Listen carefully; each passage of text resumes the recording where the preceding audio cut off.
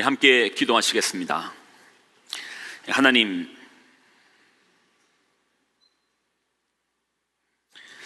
이 시간 주님을 향하여, 주님만을 위하여 주님께로만 집중하는, 바라보는, 만나는 그런 예배 되게 하여 주옵소서. 우리의 모든 것을 주 앞에 올려 드립니다. 주님을 예배합니다. 예수님의 이름으로 간절히 기도 드리옵나이다. 아멘. 복된 주일입니다. 우리 양옆에 또 귀한 지체들 함께 예배 드리시네요. 우리 같이 인사 나누실 때 복된 주일입니다. 우리 축복하고 또 인사 나누겠습니다. 축복합니다. 사랑합니다. 복된 주일입니다.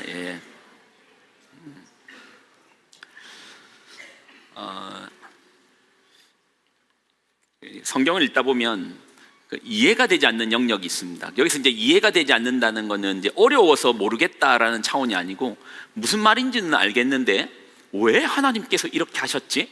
왜 하나님께서 이런 결정을 내리셨지? 왜 하나님께서 이런 약속을 하셨지? 라는 그 왜가 나오는, 우리의 생각으로는, 우리의 상식으로는 이해가 되지 않는 영역이 있더라는 겁니다.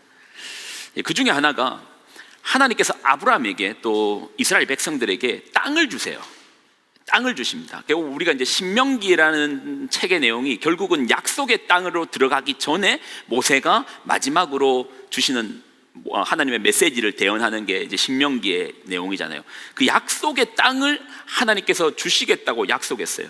창세기 15장 7절을 보면 또 그에게 이르시되 나는 이 땅을 내게 주어 소유 삼게 하려고 너를 갈대아인의 우르에서 이끌어낸 여호와라라는 하나님 약속을 주시는 거예요. 그러니까 아브라함에게 땅을 주시겠다라는 겁니다. 땅을. 이 땅은 지금 아브라함 입장에서는 방랑하고 떠도는 가나안 땅인데 그 가나안 땅을 하나님 주시겠다라는 거예요.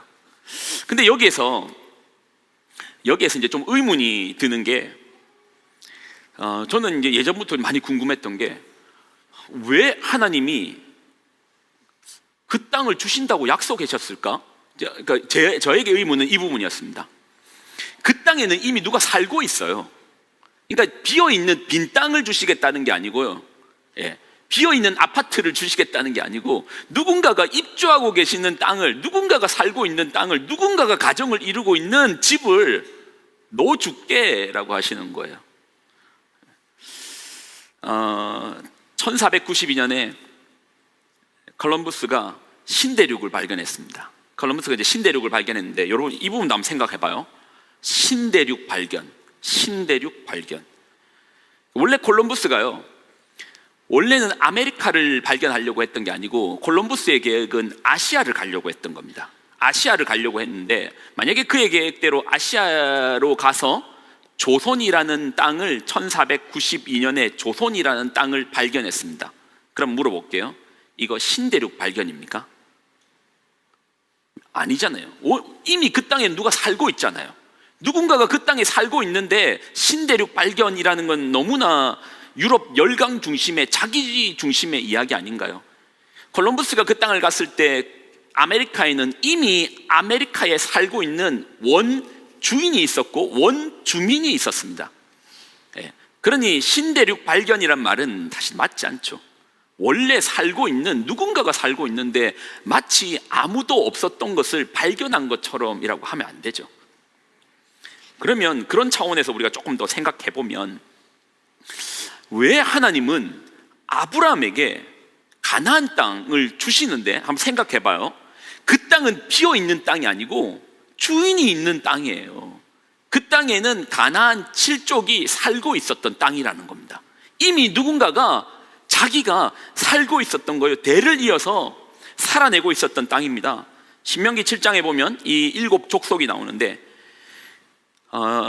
내 하나님 여호와께서 너를 인도하서 내가 가서 차지할 땅으로 들이시고 내 앞에서 여러 민족, 헷 족속, 기르가스 족속, 아모리 족속, 가나안 족속, 브리스 족속, 히위 족속, 여부스 족속, 곧 너보다 많고 힘이 센 7족속을 쫓아내실 때에 내 하나님 여호와께서 그들을 내게 넘겨치게 하시리니 그때에 너는 그들을 진멸할 것이라.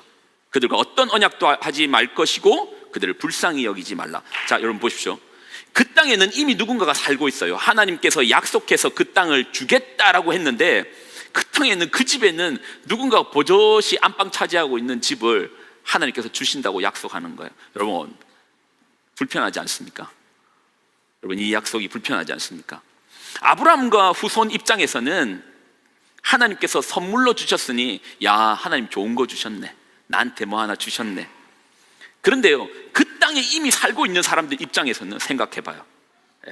그 땅에 이미 들어가서 대를 이어서 살고 있는 사람들의 입장에서 생각해봐요.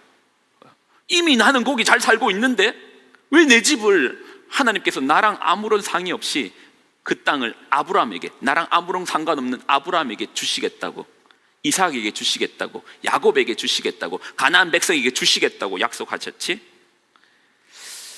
에이, 하나님은 만물의 주인이시니까 주인 마음대로 주고 싶은 사람 주는 거지, 뭐 그 앞에서 우리가 따질까? 사실 이렇게 말하면 할 말은 없습니다. 그런데 여러분도 아마 이 구절을 깊이 한번 묵상해 보면, 또 이스라엘 백성들이 이제는 신명기를 넘어서 여호수아 시절 때 그 땅에 들어가거든요. 들어가자마자부터 전쟁을 통해서 진멸하면서 그 땅의 주민들을 쫓아내거든요. 불편하실걸요. 이게 내 입장이 안 되어봐서 그렇지, 내가 가나안 사람 내가 이스라엘 백성 입장에서 보면은, 야, 하나님 약속을 성취하여 싸우러 나아간다라는 어떤 그런 감정이 있겠지만, 가나안 주민의 입장에서 생각하면 뭔가 이거는 왜 그렇게 하셨지?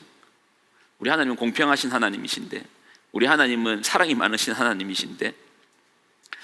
그리고 이제 성경을 자세히 보면 하나님께서 그 땅을 들어가서 같이 살라가 아닙니다.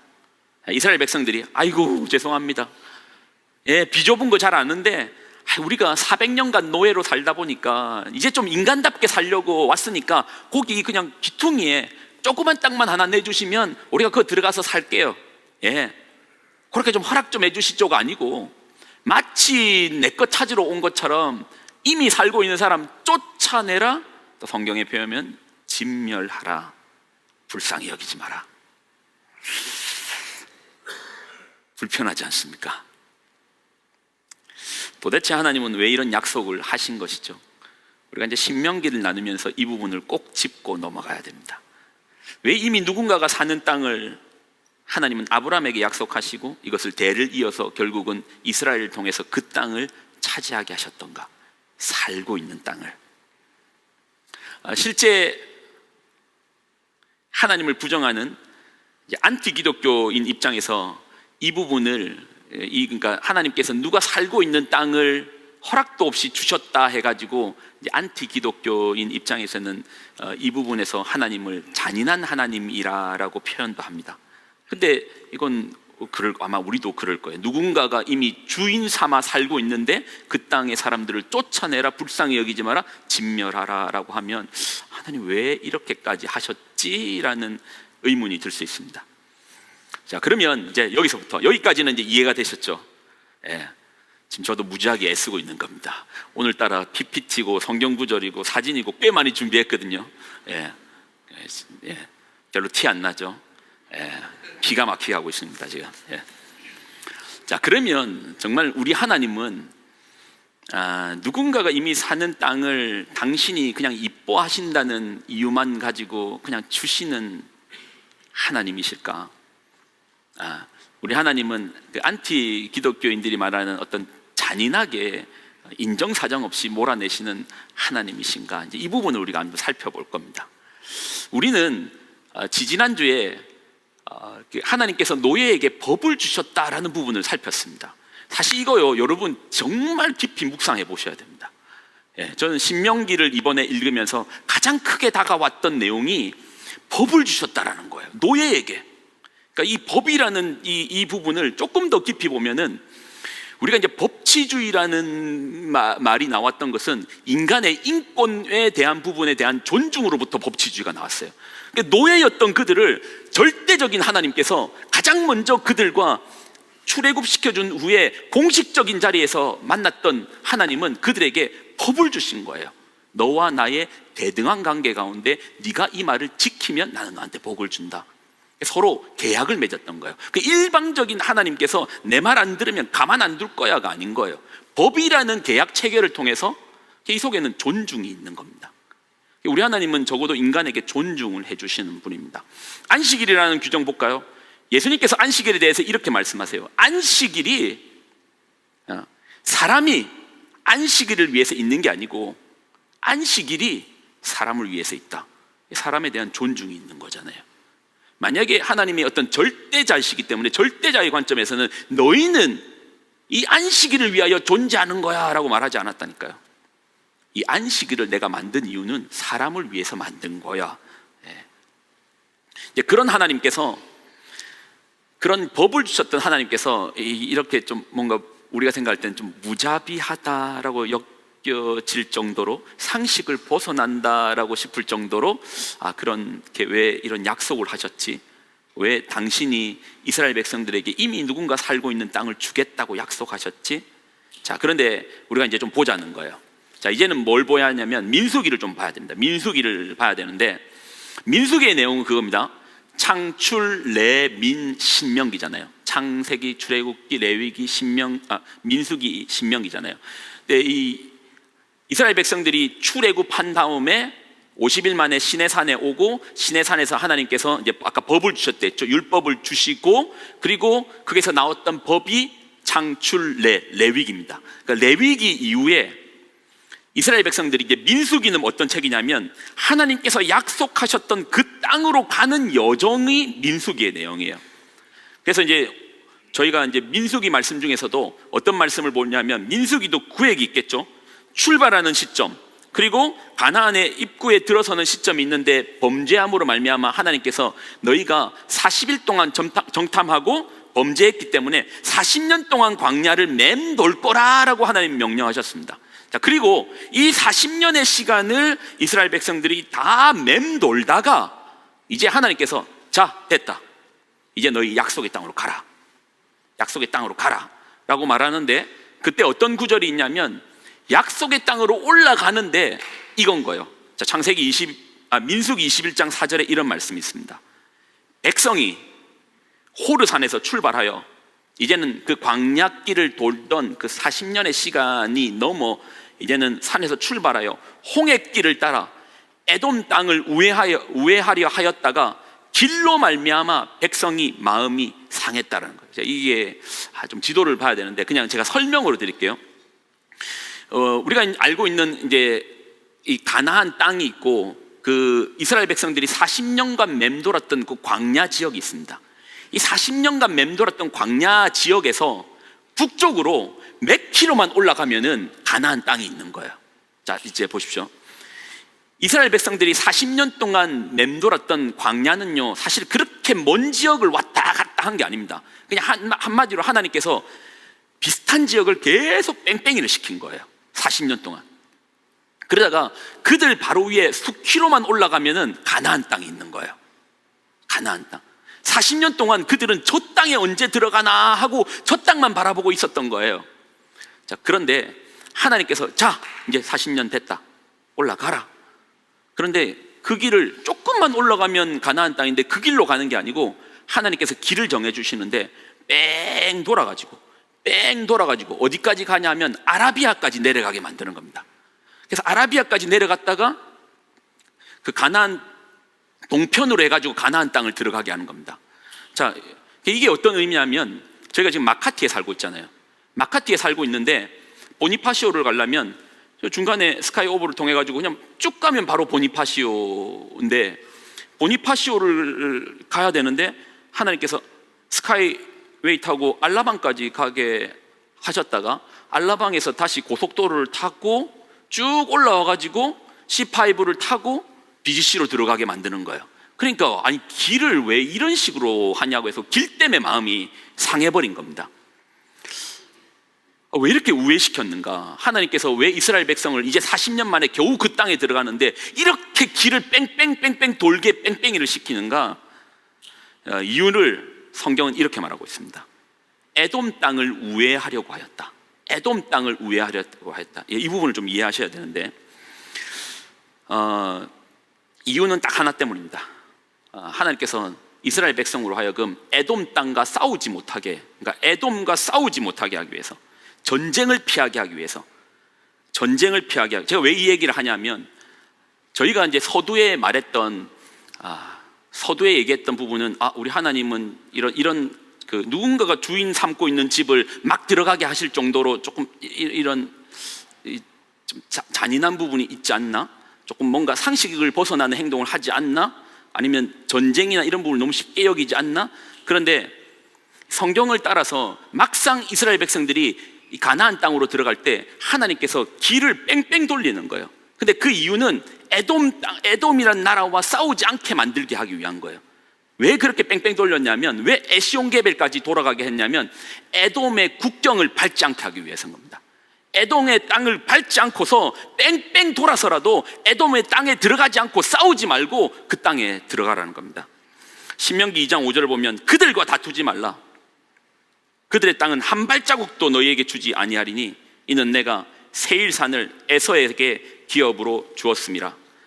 하나님께서 안 된다고 하시니까 에돔 국경을 밟지 않기 위해서 저 멀리까지 뺑뺑 돌아서 간 겁니다. 마찬가지로 하나님은 에돔과 싸우면 안 된다, 암몬과 싸우면 안 된다, 그리고 모압과도 싸우면 안 된다 라고 말씀하시는 거예요. 그들과 싸우지 마라. 그 땅 너희한테 안 준다. 싸우지 마라.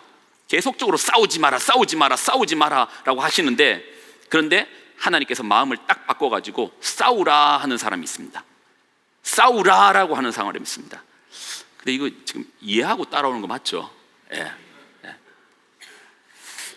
이해하면 신기한데. 예. 자, 이해하고 따라오는 거죠. 에돔과 싸우지 마라라고 하시는 거예요. 모압과도 싸우지 마라. 그러니까 우리 하나님은 이렇게 싸움에 대해서 적극적인 편이 아니신 거예요. 예. 그냥 그 땅 좀 밟고 살짝 툭 지나가면 가나안 땅인데, 싸움을 피하기 위해서 뺑뺑 돌렸다라는 말까지는 이해하시겠죠? 예, 그럼 됐습니다. 예, 싸움을 싫어하시는 하나님께서 이제는 싸우라고 하는데, 이 장면은 여러분이 성경 한번 찾아볼 필요가 있습니다. 자, 신명기 2장 30절로 31절. 신명기 2장, 자, 이건 한번 찾아보셔야 돼요. 신명기 2장 30절로 31절. 신명기 2장 30절로 31절. 자, 제가 한번 천천히 읽어드릴 테니까 여러분 몇 단어에서 좀 집중하셔야 됩니다. 자, 이제 이스라엘 백성들을 향해서 하나님께서 싸우지 말라라고 했는데, 싸우라라고 말할 때가 있습니다. 이젠 너희 싸우라. 내가 그 땅 너희한테 줄 테니까 싸우라. 이겨라 라고 말하는 장면이 있어요. 신명기 2장 30절로 31절. 헤스본 왕 시온이 우리가 통과하기를 허락하지 아니하였으니 이는 내 하나님 여호와께서 그를 내 손에 넘기시려고 그의 성품을 완강하게 하셨고 그의 마음을 완고하게 하셨음이 오늘과 같으리라.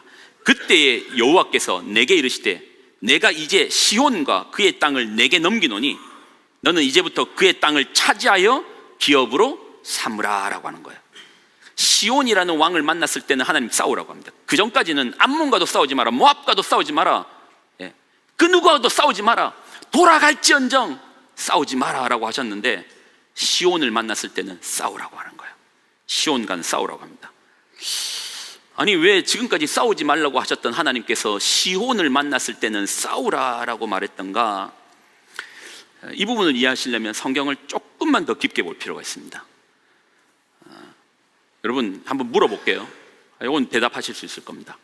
하나님께서 최초로 가나안 땅을 주겠다고 약속한 사람이 누굽니까? 누구랑 계약했죠? 틀릴까 두려우신 거죠. 예. 누구랑 계약을 했죠? 아브라함입니다. 물어볼게요. 아브라함은 그 땅 받았습니까? 못 받았습니까? 못 받았습니다. 평생을 그 땅에서 방랑자로 살았습니다. 나중에 자기 무덤 하나 겨우 해 족속에게 하나 얻고 평생을 방랑자로 살았습니다. 자, 물어보겠습니다. 그 다음 계약은 이삭과 맺었습니다. 내가 이 땅을 너희에게 주겠다, 이삭에게 주겠다. 이삭 그 땅 가나안 땅 받았습니까? 못 받았습니까? 못 받았습니다.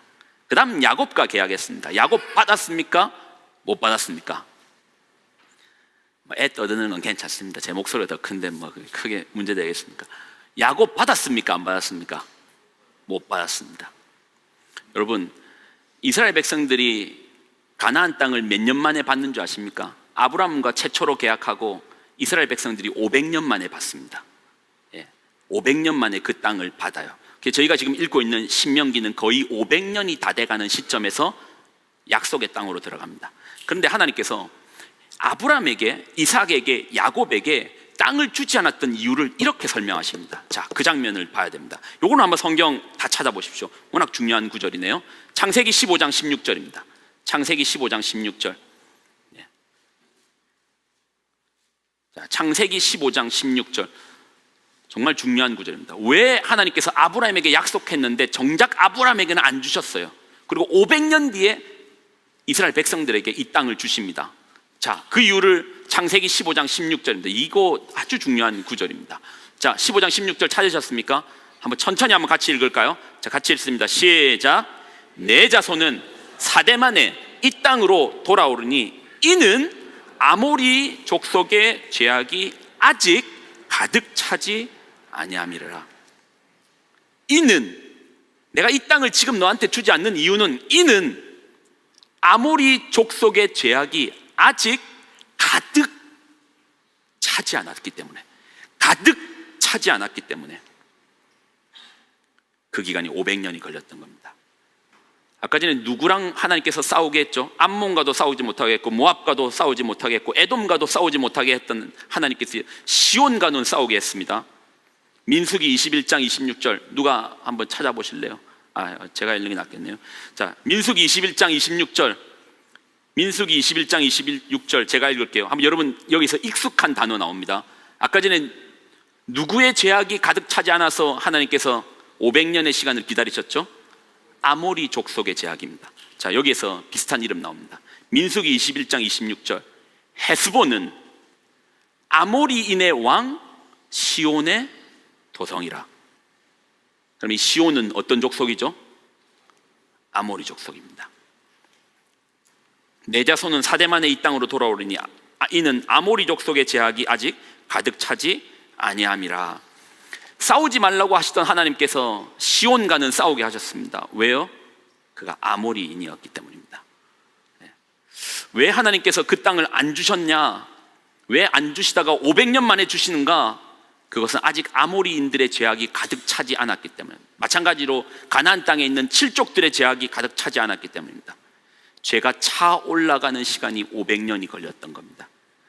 이후에 500년 뒤에 하나님께서 가나안 땅을 차지하게 합니다. 자, 그래서 결론을 좀 보면요, 신명기에 보면은 왜 하나님께서 가나안 땅을 이스라엘 백성에게 주셨는가에 대한 이유가 신명기밖에 안 나옵니다. 다른 구절에서는 나오지 않습니다. 왜 하나님께서 아브라함에게 가나안 땅을 주시겠다고 약속하셨는가에 대한 부분은 신명기밖에 나오지 않습니다. 자, 신명기 9장의 말씀입니다. 9장 오늘 읽었던 본문의 말씀입니다. 4절로 5절. 신명기 9장 4절로 5절. 이게 사실 정말 중요한 신명기에서 꼭 짚고 넘어가야 되는 몇 가지의 포인트 중에 이 부분도 꼭 짚고 넘어가야 됩니다. 신명기 9장 4절로 5절. 내 하나님, 제가 천천히 읽어드릴게요. 잘 따라오십시오. 내 하나님 여호와께서 그들을 내 앞에서 쫓아내신 후에 내가 심중에 이르기를 내 공의로움으로 말미암아 여호와께서 나를 이 땅으로 인도하여 들여서 그것을 차지하게 하셨다 하지 말라. 네가 잘나서 그 땅 얻은 거 아니다. 자, 그 땅을 주신 이유는 이 민족들이 악함으로 말미암아 여호와께서 그들을 내 앞에서 쫓아내심이라. 뭐라고요?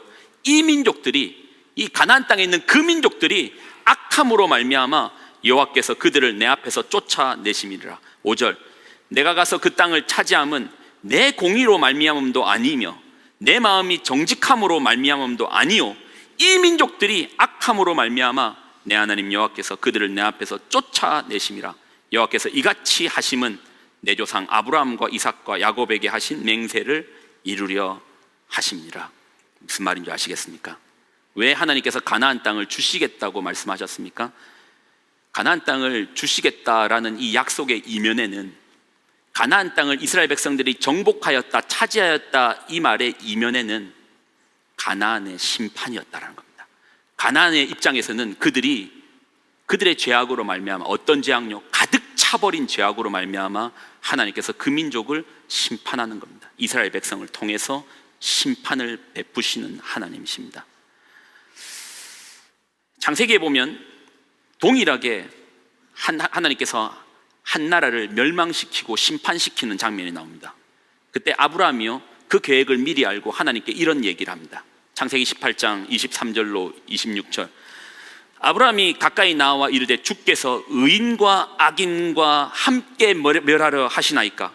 그 성중에 의인 50명이 있을지라도 주께서 그곳을 멸하시고 그 50의인을 위하여 용서하지 아니하시겠나이까? 주께서 이같이 하사 의인을 악인과 함께 죽이시면 부당하오며 의인과 악인을 같이 하심도 부당하니이다. 세상을 심판하시는 이가 정의를 행하실 것이 아니니까 여호와께서 이르시되 내가 만일 소돔 성읍 가운데 의인 50명만 찾으면 그들을 위하여 온 소돔 지역을 용서하리라. 근데 아브라함이 몇 명까지 딜하죠? 혹시 의인 10명만 있어도 하나님 용서해 주실래요? 하나님 말씀 한번 들어볼까요? 아브라함이 또 이르되 주는 노하지 마옵소서. 내가 이번만 더 아래이다. 거기서 10명만 찾으면 어찌하려 하시나이까? 이르시되 내가 10명으로 말미암아 멸하지 아니하리라. 요나가 니느웨에 하나님의 심판의 메시지를 전했습니다. 요나가 니느웨라는, 그러니까 니느웨는 아수르의 수도거든요. 그 큰 수도의 멸망의 메시지를 전했습니다.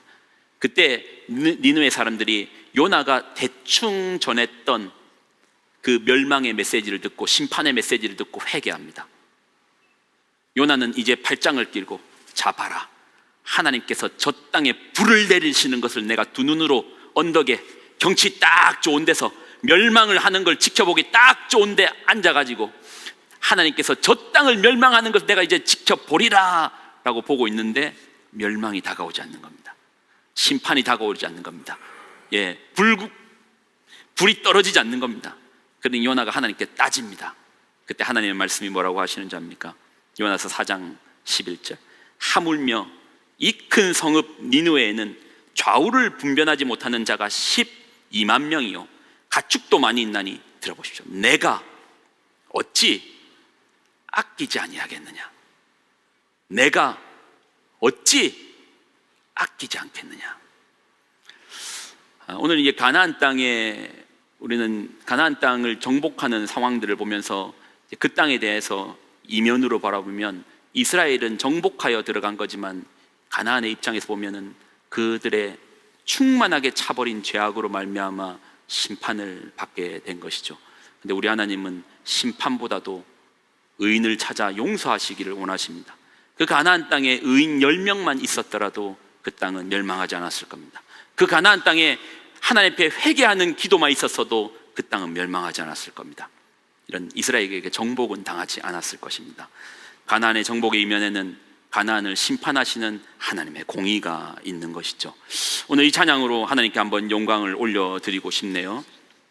그리고 우리도 동일하게 하나님 이 땅에 마지막 남아있는 10명의 의인이 우리가 되게 하여 주옵소서.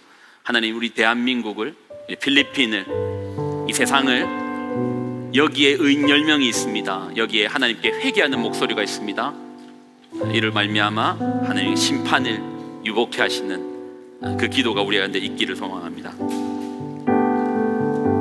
우리 한번 찬양합니다. 이 땅의 황무함을 보소서. 이 땅의 황무함을 보소서. 하늘의 하나님 긍휼을 베푸시는 우리의 죄악 용서하소서. 우리의 죄악 용서하소서.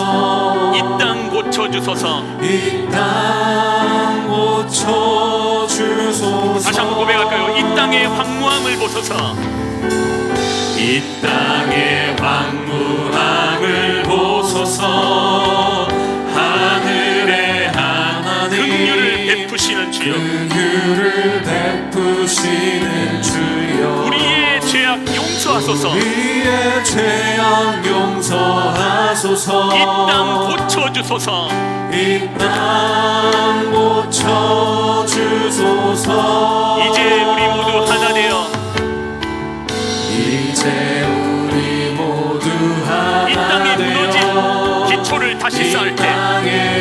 무너진 기초를 다시 쌓아 우상들을 태우실 우리의 우상들을 태우실 성령의 불 임하소서. 성령의 불 임하소서.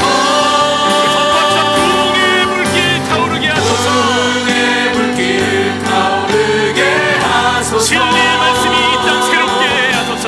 진리의 말씀 이 땅 새롭게 하소서. 놀라운 은혜의 강물이 흐르게 하소서. 은혜의 강물 흐르게 하소서. 성령이 임하소서. 성령의 바람 이제 불어와. 오 주의 영광 가득한 새날 주소서. 새날 주소서. 오 주님 나라 이 땅에 임하소서. 다시 한번 우리 찬양할 때 모두 일어서서 하나님의 간절한 마음으로 나아갑시다. 마지막 때가 언제일지는 모릅니다. 그러나 하나님 의인 10명이 있다면, 주님 앞에 회개의 목소리가 있다면 하나님 그 땅을 멸하지 않으실 겁니다. 우리의 긍휼의 하나님, 긍휼을 베푸시기를 좋아하시는 그 하나님의 긍휼에 의지하여서 이 찬양을 하나님 앞에 온전한 마음으로 올려드립시다. 이 땅의 황무함을 보소서. 하늘의 하나님, 하늘의 하나님 긍휼을 베푸시는 긍휼을 주여, 베푸시는 주여. 우리의 죄악 용서하소서. 이 땅 고쳐주소서. 이 땅 고쳐주소서. 이제 우리 모두 하나 되어 이제 우리 모두 하나 이 되어 땅에 무너진 기초를 다시 쌓을 때 이 무너진 기초를 다시 쌓을 우리의 우상들을 태우실 우리의 우상들을 태우실 성령의 불 임하소서. 성령의 불 임하소서. 믿음으로 성받는 부흥의 불길 타오르게 하소서. 부흥의 불길 타오르게 하소서. 진리의 말씀 이 땅 새롭게 하소서. 진리의 말씀 이 땅 새롭게 은혜의 하소서. 강물 흐르게 하소서. 은혜의 강물 흐르게 하소서. 성령의 바람, 성령의 바람 이제 불어와. 오 주의 영광 가득한 새날 주소서. 오 주님 나라 이 땅에 임하소서. 이제 우리 한번 기도하고 나갈까요? 여러분 어떠세요? 여러분 삶 어떠신가요? 언제가 우리의 삶을 결산하시는 분 앞에 우리는 모두 서게 되잖아요. 우리의 삶의 한 자리, 한 순간, 한 선택, 한 결정의 모든 부분에 대해서 물으실 분 앞에 서지 않겠습니까? 어떠세요? 오늘 이 시간 우리가 회개하며 한번 하나님을 찾을 겁니다. 저는 여러분의 삶이 어떤지 잘 모릅니다. 그러나 제 삶은 압니다. 저도 회개의 긍휼이 필요합니다. 저도 저의 기도를 할 겁니다. 여러분 옆 사람의 기도에 우린 신경 쓰지 말고 혹시 자기 기도가 자기 귀에 들릴 정도 그 마음으로 하나님 앞에 우리 삶을 올려드리며 음악은 크게 틀어드릴게요. 그러니 여러분 걱정하지 마시고 하나님 앞에 회개하고 여러분 보십시오. 니느웨 하나님께서 회개하는 그 민족을 향하여서 내가 아끼지 않겠느냐, 불쌍히 여기지 않겠느냐, 내가 어찌 아끼지 아니하겠느냐 하시는 주님의 음성을 의지해서 내 힘으로 나가는 거 아닙니다. 이 시간 주 앞에 회개하고 의인 10명을 찾으신 하나님 앞에 내가 여기 있습니다. 주님 이 민족을 불쌍히 여겨 주옵소서. 우리 자신을 먼저 중보하며 회개하며 주 앞에 기도하며 나아가겠습니다.